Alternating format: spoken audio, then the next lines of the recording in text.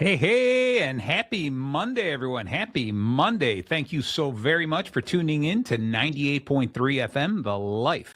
You're listening to Bacon Bits with Master Happiness. And of course, I'm your host, Marty Jalove. I come at you every single Monday night at 7 o'clock to talk about your job, your career, your vision made clear, the skills that you hone for the business that you own, the ups and downs, the smiles and frowns, where you're at and where you're bound. If you miss any part of today's episode, tune in later in the week anywhere you listen to podcasts and listen to the recording, because every one of these episodes are true gems that you want to listen to everything, every single minute, every single moment. And so, every Monday I'm on a quest to bring you the industry best and some really super special guests. And today it doesn't get any more super or special when I have my boys on the line.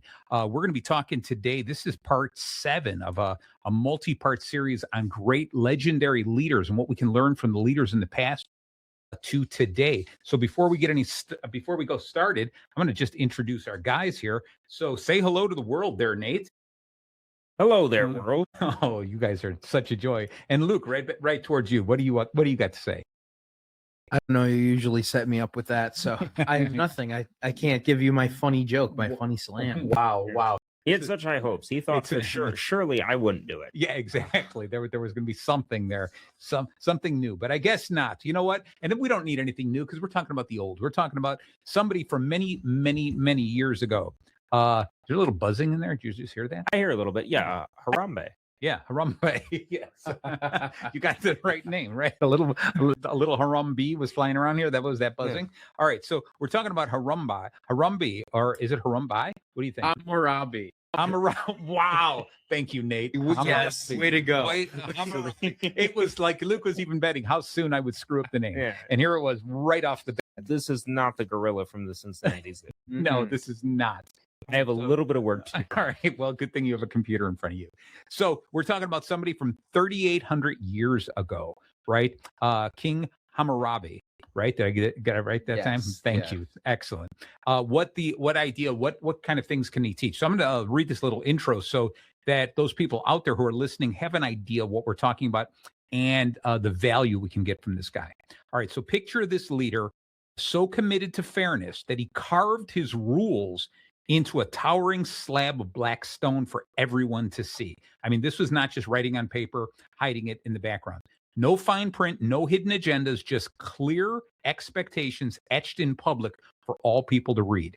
The leader is Hammurabi, the Babylonian king who ruled nearly 4,000 years ago, long before management books, leadership podcasts, or corporate handbooks. He understood something we still wrestle with today. People thrive when they know what's expected. This is what's going to be big. This is what we're going to be talking about. When they're aware, when they're held accountable, and when justice isn't just a buzzword. So why does this king from 1750 BCE still matter to you? The modern leader running a team, a company, or community, because the foundations of great leadership haven't changed. The tools they have, the technology has, but the heart of leading people, that's timeless. So let's dig into this guy, Hammurabi. So what I want to do is I'm going to throw it to Luke really quick. First, Luke, have you learned anything, or you got any fun facts for Hammurabi? Tell us. I had to throw it by one of you guys because you have one simple thing to do is Nate's supposed to name the page that he shows up on in somebody's book, and you have to fill us with a fun facts. Well, I'll start off with the one thing I think most people know Hammurabi for. Okay. The eye for an eye. That is a Hammurabi principle. That's where we get the notion from. And I mean, that isn't that just classic? You know, that's retribution. Yes, yeah. People. That idea. And so when you think about it, when we've heard that phrase over and over and over again, an eye for an eye, tooth for a tooth, that to find the origin, the spot where it started, that's really pretty cool. Do you believe, let's just start off really quick before we even get into the greater detail. Do you believe that still stands true today? Do you think that is just punishment, eye for an eye, tooth for a tooth? And I'm talking about leadership in business. So what do you think there, Luke? Well, in leadership and business, I don't think it goes far enough. No. Wow. Wow. No, I think it's a fair rule of thumb. Now, in Hammurabi's day, it was law. Yep. And I don't really necessarily believe it should be law. Okay. Because there are a lot of specific cases, and there's a lot of different arguments you could have about a particular situation versus another. But as a rule of thumb, I think it completely makes sense. The idea of saying, well, this was done to me, or this is how I've been treated, so I'm going to treat others in kind this way. Okay. It's not necessarily always a negative mindset to have. Sometimes it's positive. It's the same principle as treat others as you will be treated, basically. Yeah, I like that. Nate, what do you feel about that in business world? The eye for the eye, tooth for the tooth. I think that you have to be very careful with those scenarios. And I want to say that part of this is because cultures as a whole have changed so much. Yes. And so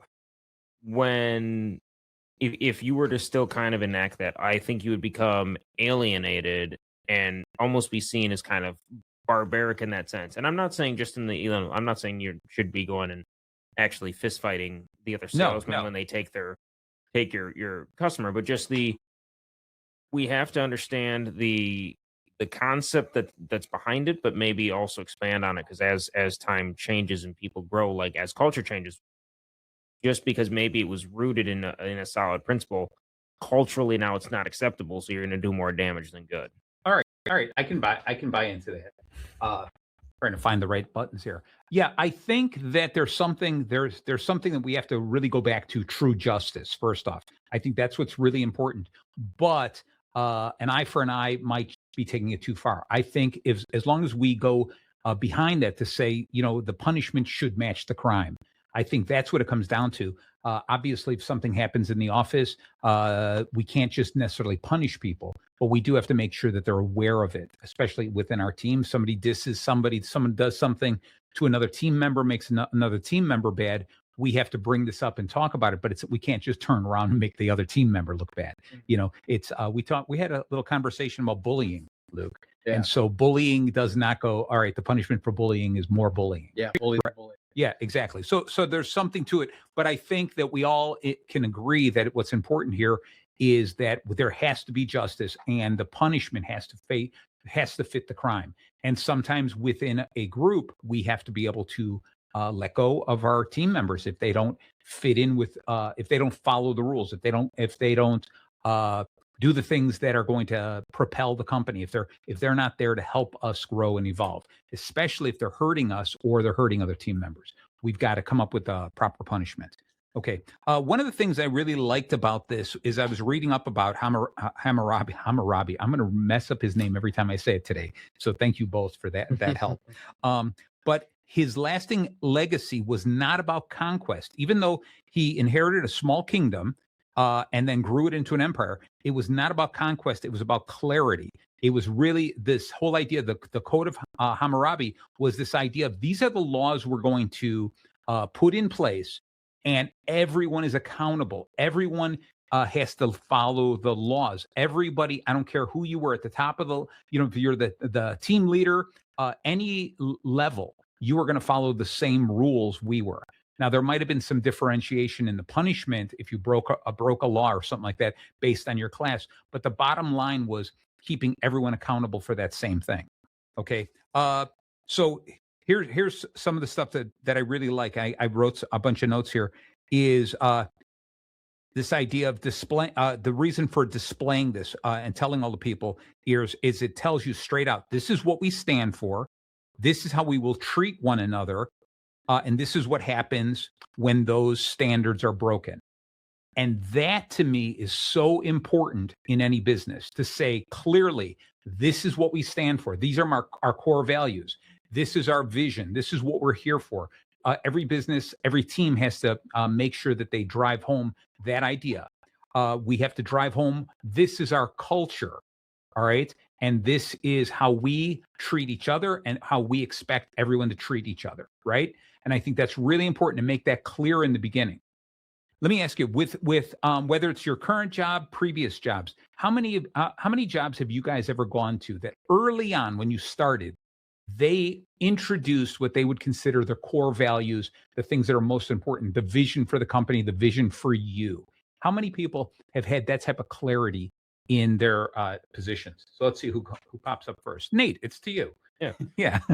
I can honestly say I have not ever had that. Now it's possible because I've worked for a couple big companies. Yeah. One of them being PepsiCo. Okay. So I would be shocked to find out that there is not somewhere on the wall of a CEO's office or somewhere the core values. But the fact that they were not radiated down to, me just kind of speaks to kind of like what you're saying. It's like we need to not only have these core values, but have them displayed. Everyone has to know what they are. And so it's a lot of companies you go, oh yeah, we got our core values. And then you go ask the order picker in the warehouse or the delivery driver or the shipping clerk, and they're not gonna know what it is. No. It's like, as leadership, it's our job, one, to find them out, and then two, to radiate them to our teams and make sure that they know what we stand for. Nice. I love it. I'm going to take it a step further, is that we have to train upon them.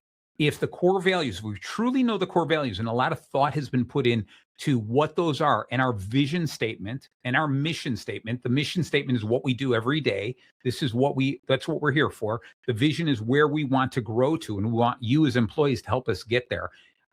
Then I call it the evolution statement, and the evolution statement is how we grow and change, how we handle diversity, and how we handle objections and hurdles that get in our way. But then it's also this culture. What is our culture? How are we treating each other? And we have to define that and think about that. For any company, if you guys had to hire a team, if you could define all of that early on and explain that during the interview, you could find out if the person's going to really fit in or not. Right. If you start doing that and they're like, yeah, I know those are fancy words. No, I'm not going to do that. You're not going to hire that person, or you shouldn't, right? You ask them questions about that lead them to tell you stories to see if they follow the same values, if they follow the same culture, etc. And that's how you know if they're in there. And the more we promote it, the more we talk about it, the better off it is. I think you're absolutely right. Too many big companies put their list of values somewhere on the CEO's wall. They put it in their advertisements to tell the world, look at, this is what we stand for, but it never trickles down to the employees. They don't know it. They're sitting there going, I'm just here to get my paycheck. Right. Okay. Right. They don't care about that. So Luke, I'm going to throw it to you. Anything that you worked for, anywhere that you worked for, that they really drove home the core values, the culture, anything like that? It's actually really funny you say that. So I've worked at this one pretty, well, not a corporate job, but a place that has a pretty strong corporate hierarchy. Okay. And for the longest time, you're supposed to have a online account for certain training purposes. Okay. I was just never given it. So very recently, it was just made a priority to actually get me to do that stuff. So I am actually seeing a lot of the onboarding stuff for the first time. That's funny. And boy, let me tell you, they are finding 19 different ways to say the core values. Really? Okay. Stuff. But that's the other thing. I'm kind of in the same boat as Nate, where like on these onboarding videos, I get these 6 qualities they want me to learn, right? Because they're making sure I hear about it. But I also worked for 5 years, and never heard about them, right? And like I might have had an idea of like some of them, but it's certainly not something that was hammered into my day-to-day experience. Yeah, I love that. That is a perfect example, and it's too bad that that's exactly what happened to you, because you guys are echoing exactly what happens in too many companies. These large companies, especially, it never gets down to the employee, right? But even smaller companies.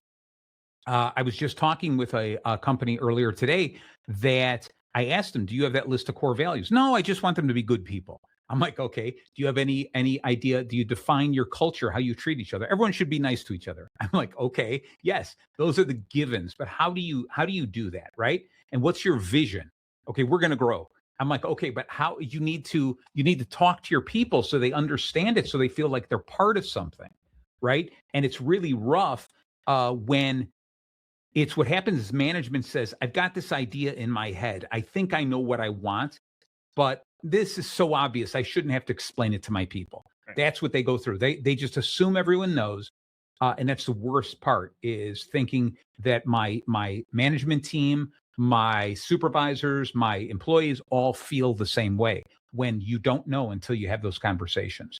I will say, as as a manager, the two biggest struggles I have are one, explaining to my team who maybe knows less than me how to do something or how to kind of like what my thought process is. And then two, explaining to all of my superiors who should know more than me. Yep. What the process is and everything. Like it's translating it. Like it is the biggest struggle. Like I was actually having a talk with my boss the other day, and I was like, I should not be the person to train new people because I cannot dumb it down enough to just kind of like have it be comprehensive. Because like for me, it's I've been 8 years in the industry. So it is so just ingrained in my very being. I cannot simplify it enough for somebody with less knowledge to understand it. So I've actually had to like identify in my team who I can designate to train. Yep. Because I am incapable of breaking it down enough to that level. I'll tell you, you know what? One of the things is that I hope the people above you appreciate the way you said that. And then they're going to work with you to become a better trainer because it's important to become that trainer, that coach, that teacher. But the fact that you can identify that already, to me, is one of the most important things. There's too many people who would be like, yeah, I can teach these people. No big deal. But they don't identify the fact that they're not communicating correctly. I think the fact that you point this out and you say, I need to be better at this. I'm not that good at it. Would spark me to tell you, all right, then I'm going to train you to be good at this. And I was, again, working with someone earlier today, and I told him the most important thing is when you stop assuming, all right, you have to explain it as if you're talking to a 5-year-old. Right. That was Albert Einstein's idea. If you can't explain it to a 5-year-old, chances are you don't understand it yourself. Right. Okay. And then secondly is turn around and have them explain it back to you.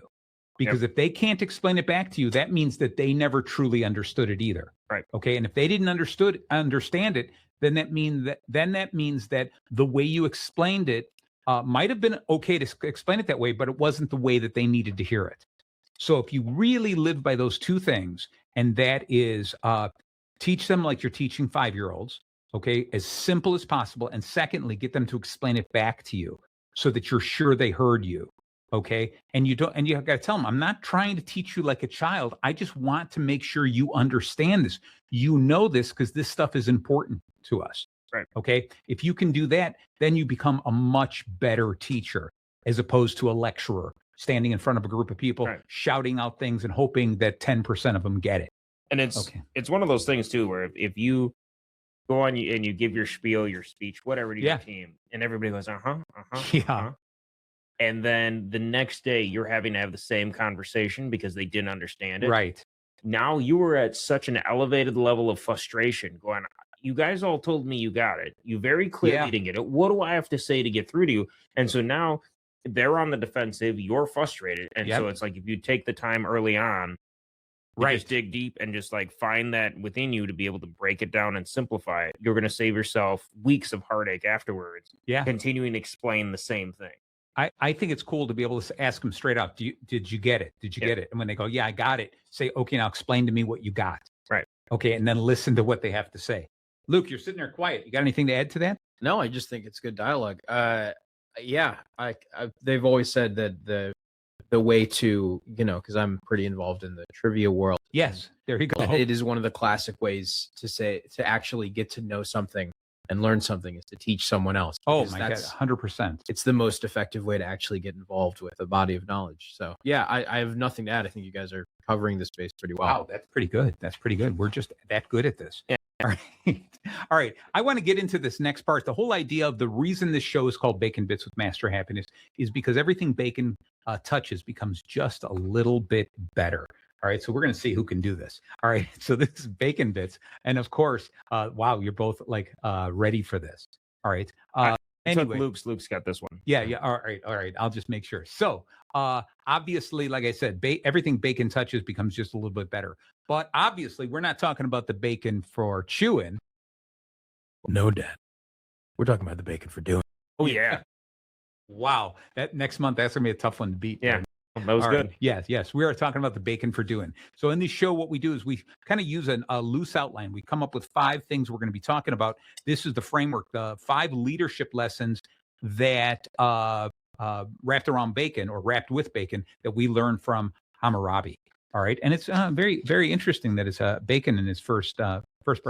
Ham. That's right. That's right. All right. So Hammurabi. That's right. So when we get into this, the B in this bacon is build clear standards. This is exactly what we're talking about. First off, it's not just building standards, but make them so clear that everyone can understand them. And so this guy threw them up in stone, carved in stone, so there was no question. A is act with accountability.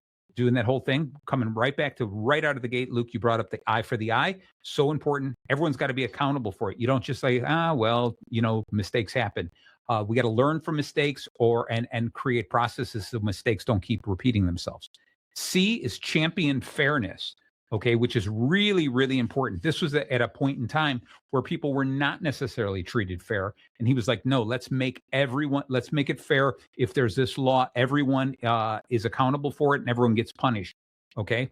O is going to be own the outcomes. All right. He took accountability for his own things and saying this is what's going on. And it was good to train people to understand when you do things, we made it perfectly clear what we expect from you. We told you we're going to hold you accountable. Now own it. Okay. And I think that's really important. And then N is going to be nurture order from chaos. In other words, watch the chaos, see what's happening, try to define the chaos and try to find order within the chaos. So let's just go right back to the B, which is build clear standards. Either one of you guys, you guys have process manuals or books that really tell you everything to do step by step? Absolutely. Okay. And how often, let me ask you, how often do you refer to them? Well, in my particular line of work, if you're still looking at the book to tell you what to do, you would get let go. Okay. All right. My stage. Okay. But let me ask you this.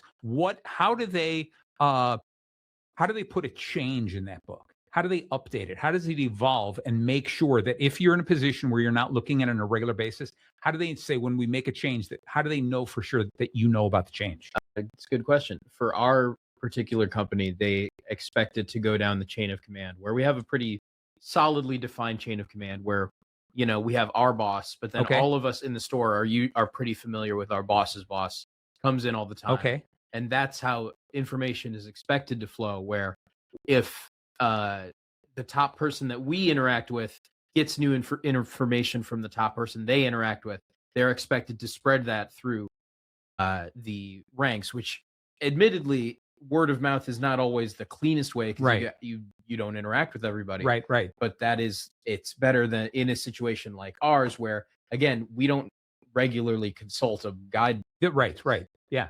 And most places are not going to regularly consult the guidebook. Right. Nate, what about you? What about these process manuals, anything like that? How do you guys update them? How often do you refer to them, or how often do you have your people refer to them? So that's actually in a company that I worked for. Yep. It was one of the biggest challenges because it was a very tribe-like knowledge company. Okay. And so then they were acquired. And so with that came a bunch of new policies. And I mean, we when I was working there, we didn't have SOPs. We didn't have, it was just, you came in and you were told that this is the way that we do things. And so that's just kind of what you did. And so then as new policies were rolled out, part of the problem was there was not a clear defined way for it to be communicated to everyone. Gotcha. And so much like Luke said, it was, kind of like the word of mouth. And so if you asked somebody at the top of the chain, the new process is rolled out and everybody's followed it. And you get about 3 or 4 links down and people go, I've never even heard of this, because somewhere along the way it has done that. So it has definitely been a challenge, and was a challenge when I was there for me to sit there and go, okay, how can I radiate this to my team? What is the delivery method that I'm going to have for them to kind of communicate this change? Gotcha. And so just kind of it's definitely a challenging piece, because again, it's kind of like what I was saying, whereas to me, something that was so clear as the why, explaining that and really breaking it down, it can be really challenging. So, go ahead. Sorry, just to be fair to our companies, I think this would have been pretty hard for Hammurabi too. He's got 282 laws chiseled in stone to make a change. And then someone's like, actually, I think you should do this. Get another stone. Right. Yeah, no, I understand that completely. But one of the things is that I did working with so many different companies and learning from their process manuals and saying, these are the ways we want to do this, especially when you're like, once we have these rules in place, how do we teach the next people? Because you don't want the CEO to go, I'm the only one who really knows the rules. So every time there's a new person, I'll train them, right? You can't have that, right? So you have to have that person train these people, that person train these people, et cetera, down the line. And I said, it's just like the phone game. When I tell you something and then the way you interpret it, you tell Nate, and then Nate, you listen to it, you interpret it, you tell the next person. Sometimes when it goes down that far, and then that person has to train the next person, it changes. It's like the phone game, right? And so I use that acronym, PHONE, and I wrote a white paper on it. And what I'll do is I'll put the link in the write-up, the post we put on after the show about PHONE as far as writing the service manual or the procedures manual. And I truly believe it's like this. The P stands for purpose. You have to start out right away and define the purpose. The reason we have this, the reason we're writing this up is because this is an important part of our overall. This fits into what we are trying to do. We need everyone to understand it. We need them to do it a very specific way. So I think the purpose has to start. Then what happens is the H is the hurdles. You have to address all the problems you are going to run into following the process. Too often what we do is we say, press A, press B, press C. And all of a sudden somebody walks in. What if my computer doesn't have a C button? What am I supposed to do? So what you do is you highlight all the hurdles, all the problems. That's the H. The O is ownership. And what I like to do is, let's say, Luke, I'm training you on a new procedure. I hand you the book and I go, now you own the book. Okay, I don't write it. You own the book. You write it up as I'm explaining it to you. And then you give it back to me and I read it and go, yeah, that's what I told you. This way I know for sure that you've got it. So you're the owner of the book. All right. And you own that section of the book, that whole procedure, until we have someone else that needs to be trained on it. All right. And the reason you have an owner to it is if nobody owns it, then we all say, oh, I thought Nate was going to update it. Oh, I thought John was going to update it. I thought Bill was going to update it. Nobody ever updates it. So right now you own it. The N then stands for notification. You have to have a system in place that we can notify everyone when a change happens. Hey, we highlight this, we put a date here, we put in a new page, we make copies of that page and we give it to everybody, etc. But we have a way to notify people, because you never want people to come back later going, oh, I didn't know we made a change. I had read that manual years ago. I didn't know we made a change. And then lastly, is you drive home the E, is you drive home the idea to everyone that it's an evolving, living being, the service manual. It is not printed one time and never changed. Okay, and that definitely is what Hammurabi would have hated. Going, well, I got to change this every week. Yeah, every week we update it, right? Get a little grout instead of whiteout and just fill up those cracks and let's do something new. But I think it's really important to understand that in that order. And I think one of the things we miss out on is we never give the right person ownership of the procedures manual. We go, the company owns it, we'll take care of it, we'll update it, you just read it. And I think there's a lot more power. Think about that, Nate. If I taught you something and I had you rewrite that page in the owner's manual, first off, you're going to say, I better memorize this. I'm the one who I had to write it. Okay. And so then whether it's you or me, to make sure everyone's notified about it, you are really going to know it. All right. Inside and out, as opposed to me just teaching you that. Right. And I think it's so very important, because me as the leader, I shouldn't have to go, I'm the only one who can train. Now, because I trained you, you wrote it. I came back, looked at it, talked to you. Maybe we edit it. By the time we're done with that, now you have the ability to train someone else on that same thing. And I think that's what's so important about that. All right. So that was B, build clear standards. And I think it's so very important, even going back to when we talked about our values and our culture. I think it's really important, because the more we can write those things out and make sure that we have regular meetings, daily huddles, weekly one-on-ones with our people, that we continue to educate on those core values, okay? And keep telling people, what does that mean? When you talk about we're an inspiring company, what does that mean? Tell me something you've done lately that you would say you've inspired other people. And we're like, oh, really? I got to do that? Yeah, that's one of our core values. That's what it's all about. Okay, so let's jump into this A, which is act with accountability. Okay, this is Luke. This is your favorite one. This is the I for the I version. All right, and you got to ask yourself, do I model the accountability that I expect? So as a leader, am I accountable for my actions, or do I just tell people to become accountable and then I hide behind my title? Okay. So I want to hear, Luke, you got any stories about accountability, anything like that? Any time that you felt you could have been more accountable, or someone else, maybe someone above you, that you're like, wow, they were not accountable. Specific stories, not Then make up off the top something. of my head, but I agree that I think it's always important to, whenever you make a mistake, own it. Yeah. Like, own your own mistakes and obfuscate the mistakes of others, at least to other people. Like, I like it. I think that's just a way to live in both life and work. But how do you deal with it with and I'll throw it to you still. How do you deal with it when you're the one owning up to your mistakes, being accountable, then you're seeing other people make mistakes, but they're not taking a responsibility? How does that affect you, and do you do anything about it? I mean, what you do is you confront them. Okay. Because they're the source of the problem. So that's what I'm saying. Like, when you obfuscate the mistakes of others, I'm not saying you completely ignore them. I'm saying, it's what we've talked about. I think last month was the idea of, like, when you have a problem with your team, don't say, "Oh, I've got a problem with this guy." Say, we're having a problem, and then you try to figure it out. Gotcha. Like, take that upon yourself, unless it's an extenuating circumstance, because that's going to be the best way for you, and as a collaborator, and especially as, like, a leader, is to say, like, I am going to be hyper aware of the mistakes I make.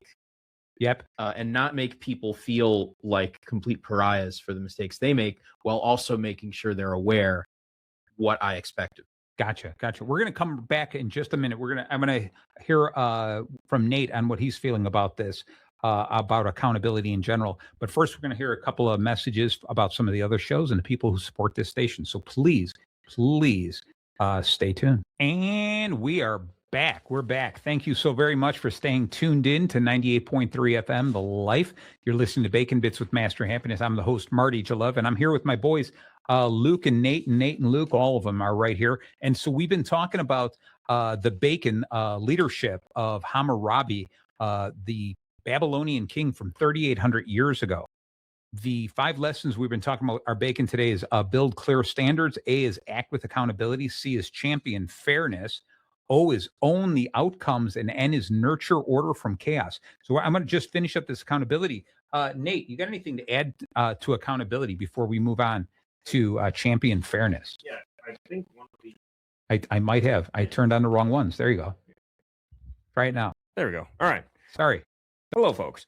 No, one of the biggest things is just kind of from the accountability pieces, you have to own it. Like, I'm a firm believer in extreme ownership. I read a book about a year ago titled Extreme Ownership. Nice. And it's the idea of, like, for me and what I radiate to my supervisors is that I am only as good as they are. They are only as good as their dispatchers are, and their dispatchers are only as good as the drivers are. So at the end of the day, if a driver fails at doing whatever is expected of them, ultimately I fail as a leader because I didn't radiate down to my team, what's going on. And so I think that if you model that, but then use that to hold people accountable. So, when there's an issue, let's say, somebody comes and goes, this driver isn't following, my directions. Is it, you start asking, like, okay, were you clear in what you were asking of them? And then if they get kind of fuzzy, then I'm like, do I need to be more clear in what I'm asking of you and asking you to tell the driver? And so it's kind of that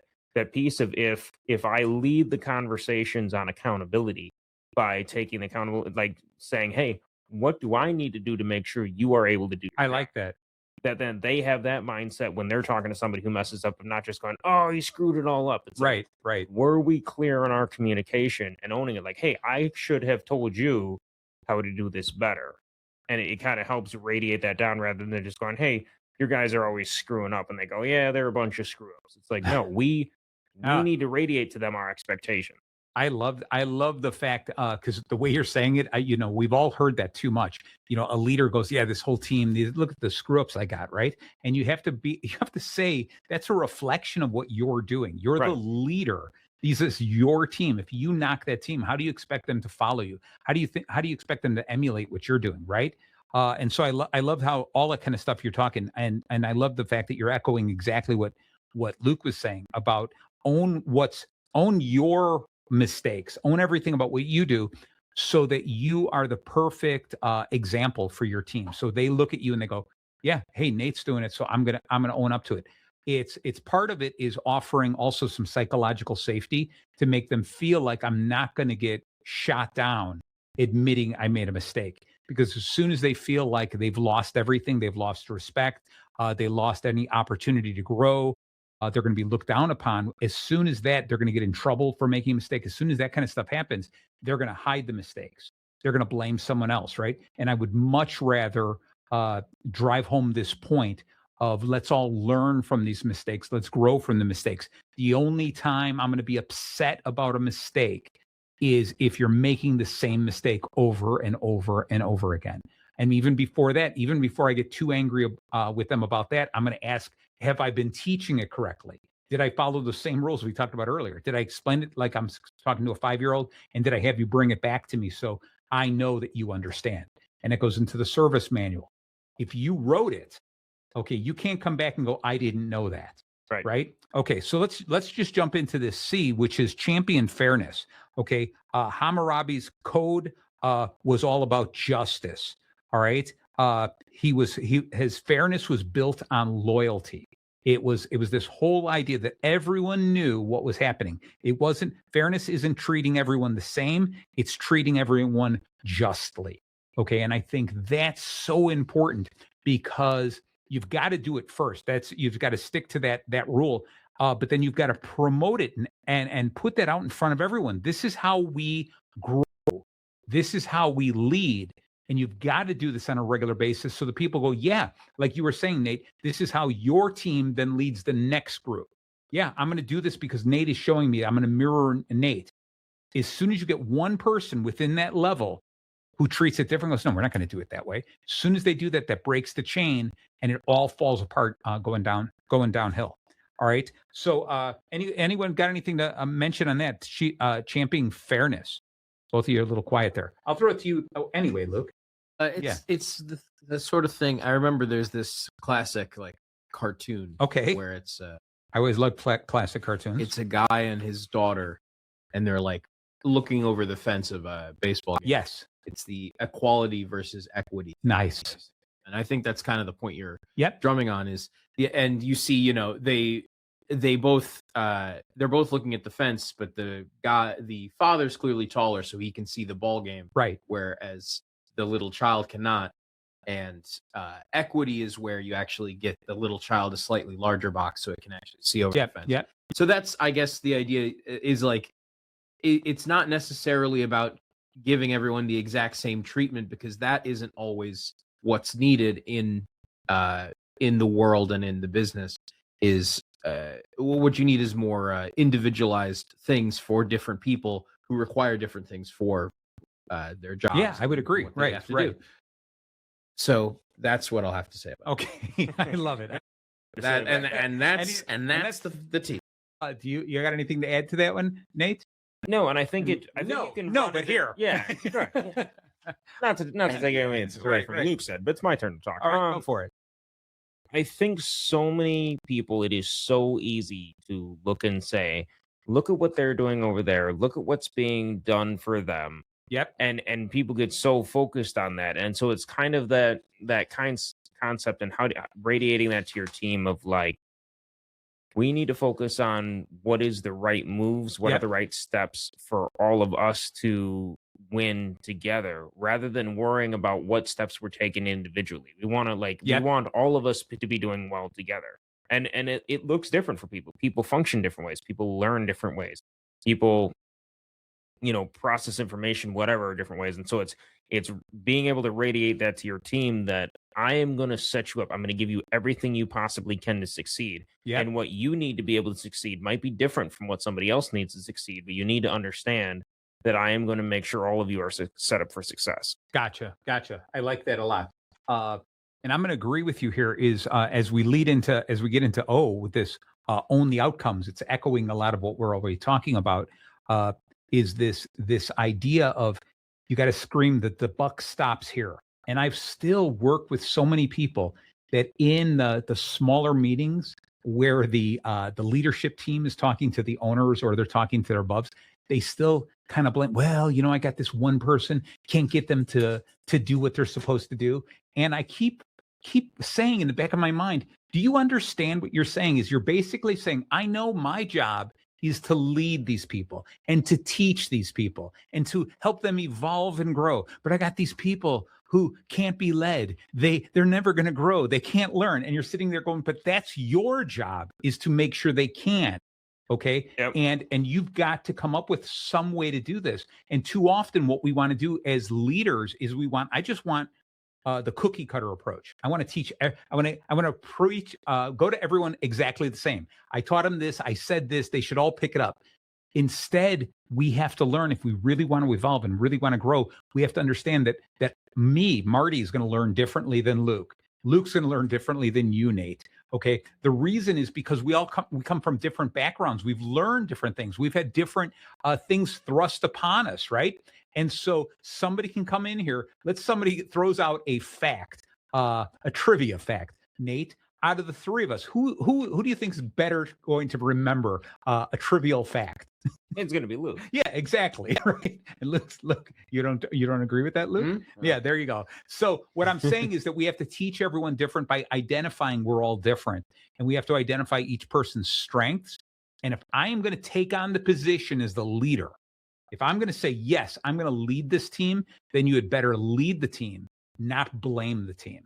Right. And I think that's the whole idea of owning the ownership, or owning the outcome of everything that happens. Right. All right. Because if you can't own it, what do you're going to keep bothering and passing the blame down the line? Okay. No, you've got every, as me as an individual, I have a particular job. I was taught how to do this. So I'm going to own that. I'm going to do the best, whatever it is. If my job is just putting a screw into a hole, I'm going to be the best at putting that screw in the hole. My supervisor comes up and they got to teach me, Marty, not only are you putting the screw in the hole, but you're also putting a nail in this hole. All right. They've got to teach me that. So then I get excited and I want to be the best at both of those things. He can't go later and go, this guy only puts the screw in the hole, never does the nail. I don't know what's wrong with him. No, right. Because it's not what's wrong with me. It's what's wrong with the person above me. Okay. And if it comes down to it, that is a problem with me at the bottom level, then maybe I'm in the wrong position. Right. Okay. And the wrong position could be a different department or it could be a different company, whatever it is. But that's a whole separate conversation. All right. So this last part, I want to get into this N, and then we got some time, so we can talk about a little bit of the fun facts of Hammurabi. Okay. We'll see which of you guys have fun facts. I know Luke already broke the ice with the eye for the eye. So nurture order from chaos. And this is this idea of this structure, stability, a shared sense of order.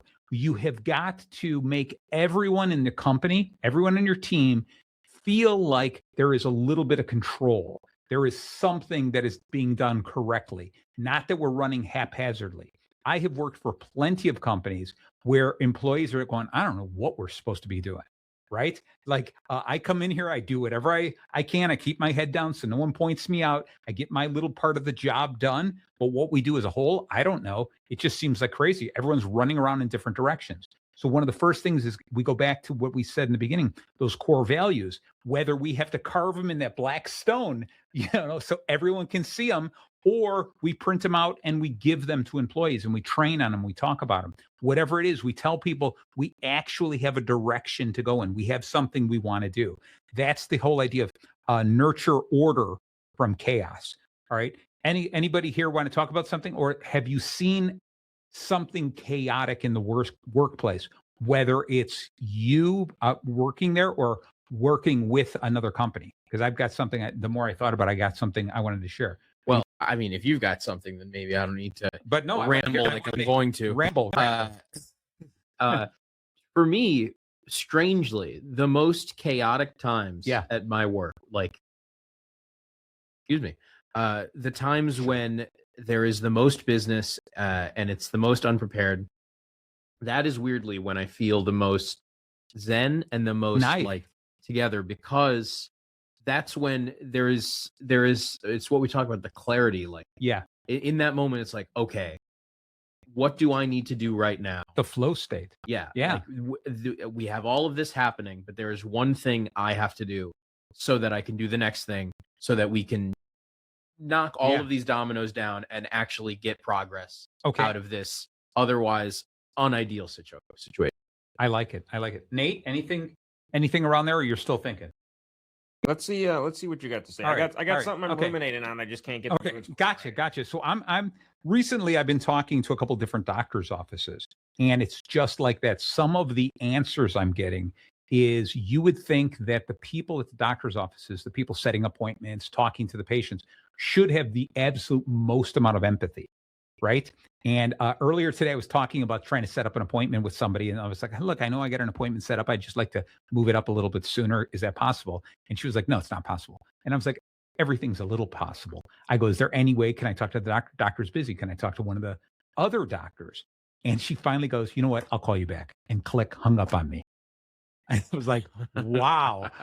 You just think about this. I'm calling a doctor's office, no matter what it is. There's any business you deal with, I want them to be empathetic to me as the client, right? But a doctor's office, you really want them to be a little more caring. And I don't even care if they fake it, okay? But to say, yeah, I'll call you back, click, and hang up on me, because it's kind of like, I got another call. I got someone else I got to talk to, so I can't talk to you anymore. That attitude, that does not instill you with the spirit or the feeling of like, oh, these people are going to take care of me. Okay. So I'm going to throw it. So this whole idea of the chaos that I think is going on in there is that there's too much going on. There's too much of the people knowing little bits and pieces of what they're supposed to do, but no true leadership to say, hey, this is what you need to be doing. I'll bet you there's no chance that person's talking to their leader going, hey, this is how I handled that. Could I have handled it better? There's no conversation going on. And those are the conversations, especially in the medical world, should be happening more often. Right. Okay. So Nate, did you have something? No, I just in my. I like how you always start with no. Yeah, here, no. let me tell you. No. Here we go. No. Yes. No, in my office, I have kind of a rule that I try to hold my team to, because it gets chaotic. We have loads coming and going, drivers calling, customers calling, dealing with the support teams, everything, and it can get overwhelming at times. Yep. And my one rule is, we do not ever make the drivers feel like we are too busy for them. Beautiful. And it stems from me being a driver, and very distinctly, I remember two separate instances. Once it was a Saturday that I was working, and I called the on-call dispatcher. Okay. Because I was having an issue with my tractor, and they said, Nate, can't you just figure it out? I'm at a birthday party right now. I can't deal with this. Yeah. And hung up the phone. And I was like, I will never call that dispatcher for anything again. I was like, that was like, I have a problem. You're being paid to help me. Yeah. And you're telling me you are too busy to deal with this. Yeah. And then the other one was, I remember it was the one dispatcher I called, their shift ended at 3. Yeah. And I called them at like 2:58. And I said, hey, I'm sitting on the side of the road with a flat tire. Can you get road service? And they said, call somebody else. My shift's about to end. Man, how are you supposed to feel? Right. So to this day, and it was a challenge, because I actually moved from being a driver to eventually being both of those dispatcher superiors. And so it was challenging for me, because I would hear them talk to drivers, and they'd hang up the phone, and I would call, you need to call them back. Yep. And you need to handle that, because as a driver, when you are sitting in a loading dock or you're dealing with traffic or whatever, when they call into us, they need to be calling to a place of like calm and serenity. I said, this building could be on fire. If they call, it is like it is a cool, calm breeze. Yep. In here. I said, because they don't want to hear that. And so that's a really strong thing I put with my team, is no matter what you are, no matter how busy you are. And I make a point to model it, and make sure my supervisor models it as well. I could be dealing with 100 things and driving to me, okay, Nate, you got a minute? Yeah. And I like that. And I'll take it. And then there's times I found stuff out, just like taking those 2 minutes. They're like, hey, I just want to let you know, my brother just passed away, and I'm having kind of a tough time. Can I take tomorrow off? And if I was like, yeah, I'll deal with you in a minute. Like these, like, right. You have to just make those moments and just be able to establish that in all the chaos, be able to just pull that serenity together just a little bit. I like that so much. All of that. I just always remember when I'd have teams, whether they were salespeople, like I ran a phone room, telemarketers, right? Everyone loves a good telemarketer. So I ran teams and trained them how to keep people on the phone. I ran customer service rooms where people were just constantly bombarded by problems, and my people had to solve them. And I always told them, if anyone on the phone was ever rude to you, if you ever found yourself in a position that you couldn't answer the question, you just needed like that Hail Mary, all right, you could always transfer it to me. I don't care if I'm in a meeting, transfer me the call. I will take it, especially if someone's rude to you, being mean to you. All right, you just transfer it to me. I will take care of it. You can hand it to me all the time. So that just gave them that power, that freedom to be a little freer in the way they spoke. They had a little bit more courage because they had a big brother standing behind them. And I think that's what's so important. And I know you live by what you're just saying. Nate, you pick up the phone anytime, 24 hours a day, it seems like. Right. Okay. And so it's great because your team can say, I can do what I need to do because I know I've got real, true support. The toughest part is making sure that you're never taken advantage of. Right. Okay. And sometimes it's that thin line because I loved what I did. Okay. And I never really felt like I was being taken advantage of. Okay. But if I would have, if I felt like I was being taken advantage of, then I'd have to start that conversation with whoever that was. It's about setting those boundaries. And I've had to do that. I've gotten a phone call at 2 a.m. where a driver's like, hey, can I have next Tuesday off? And I go, we will talk about this during business hours. Yes, this is not the time. You didn't need to call me. Right. Now. You didn't need to call me right now. I understand that you're working right now, but you also know that I'm not working and you're going to see me at 5 a.m. at the end of your shift. There you go. Those boundaries need to be there. I gotcha. So I want to wrap this kind of up. This the idea of Hammurabi. The things I really want us to keep in mind is that he created these true core values, these ideas, these laws that he said, I want us all to live by this because this is just. And he said, I believe in it so much that we're not just talking about it. I'm not shouting from a hill to you. What I'm doing is I'm carving it into stone, sitting up here for us all to read. I'm going to make sure that anyone is accountable for these things. This is not just for a few people. This is for everyone, including myself. We're going to make sure we own our mistakes. We're held accountable for those mistakes, and we grow and we, and thrive together. And I think that's what's really important. It's important that he created a culture and created the standards we're going to live by. He did this whole thing so that everyone understood what was expected from them, made it as pure, as clear as possible. And I think that's so important. Those couple of things are the most important thing for any company to learn, to be really clear about what's expected of your people, to show them that you will own your own mistakes, you will become accountable, and you will hold them accountable for their mistakes. Okay. And the mistakes that happen, you have to make sure that you look upon it and saying, is this a mistake? Is this a problem with the process, or is this a problem with the person? Yeah. And is it a problem with the person being you, or is it a problem with me because I didn't explain it well enough? And I think they have to first be able to identify that and then continue to move forward. So with these last couple of minutes, let me see. Anything that, let me see, I'm looking through mine that we mentioned a lot of these. Hammurabi, one of the things that he was famous for is he built extensive canals and irrigation systems to improve agriculture and manage water resources. And I think that's really important. That just shows that he wasn't just a Mongol trying to attack other cities and taking their goods. He was really building something. Yep. Luke, it looks like you got something. I've got a fun little game. Since a game? We're wrapping things up. Nice. Yeah. I've actually got a little passage of Hammurabi's code here. I want to see. Okay. I'm going to tell you a discretion, like something that might happen. Okay. I want you to tell me what you think Hammurabi would have said. Should have done. All right. So here it is if a man accuses another man and charges him with homicide, but cannot bring proof against him, what do you think Hammurabi thinks should happen? So it's a guy who says, hey, this person committed murder, but he can't prove it. But I have no proof of it. What do you guys think? Wow. I am only going to say, based on the time frame, I'm going to say that they lose like a limb or something like that. Nate, any guess? Yeah, I mean, I'm kind of with your dad. It's either death or losing a limb. It's something severe. Nate, you're closer. Killed. Killed? Really? If you can't prove it, but you're saying it anyway. Oh, then you get killed for accusing it. Killed. Oh, wow. You need the proof. Rough. Yeah. That's rough. I guess like if that way, like he's not going to waste his time with I like people it. accusing each True. other, clogging up his courts I guess with that makes a bunch of false accusations. Yeah. Like if you are going to, It really holds back. It really holds back and going, I can't prove it. Yeah. Was he the one? Was he the one with the scales too?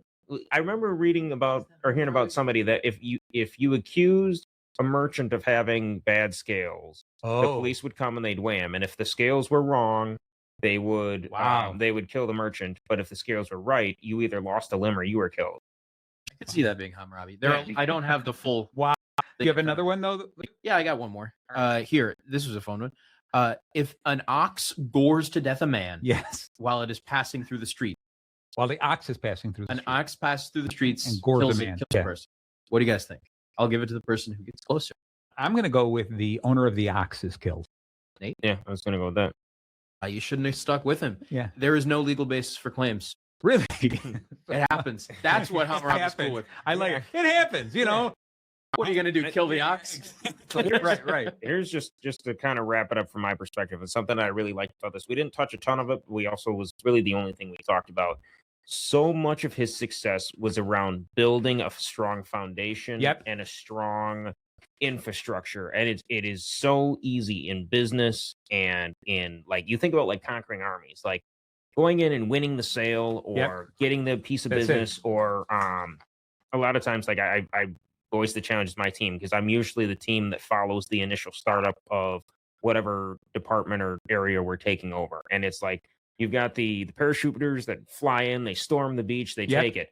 And that's the easy, that's the glory, that's the fun part. The tough part is then being the occupying. Make sure you tell them that. Yeah, that's the easy part. But it's the occupying army that then has to put down the rebellion. Make sure everybody has food and water. Make sure that you have enough food, I for like your that. troops and everything like that. And so it's that idea of as companies are growing, they need to be just as focused on growth as they are on sustainability, making sure that like the core values that their teams that they're building behind, you can't just hire a bunch of managers and let them run wild without standard operating procedures and everything like that. And so it's that you really have to have that strong base or you will fail. I love it. I love it all. All right. With that, it's 8:00. I want to say goodbye. Thank you guys both so very much for this. This has been a fun explanation, even though it's as basic as it can be. This guy, what we learned from him is so overly simplified. It's kind of like tell him what you mean and mean what you say, right? Just moving forward like that. So again, in about a month, we're going to have another guy, a famous leader. We'll talk about that. We'll figure out who that's going to be. But definitely go to baconbitsradio.com to find out who will be popping up in another month, and tune in every single Monday night here on the station 98.3 FM to learn about the other shows, what we're talking about every single Monday night. Thank you so very much for listening, and ta-ta for now.